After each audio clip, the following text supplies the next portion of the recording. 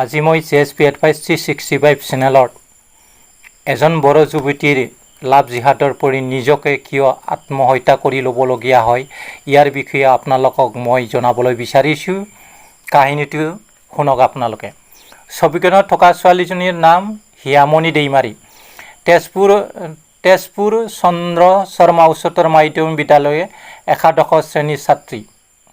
আৰু ছবিখনত থকা মানুহৰ দৰে দেখাত জনোৱাৰ সদৃশ্য মিয়াটোৰ নাম ৰেকিবুদ্দিন আহমেদ। ইয়াৰ ঘৰ শোণিতপুৰ জিলাৰ ঢেকীয়াজুলিত।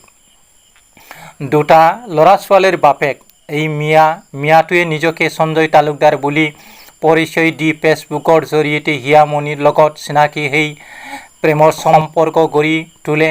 হিয়ামণিয়ে তাইৰ প্ৰকৃতিক পৰিচয় নজনাকৈ তাইৰ লগত সামাজিক মাধ্যমৰ যোগেদি সম্পৰ্ক ৰক্ষা কৰিছিল।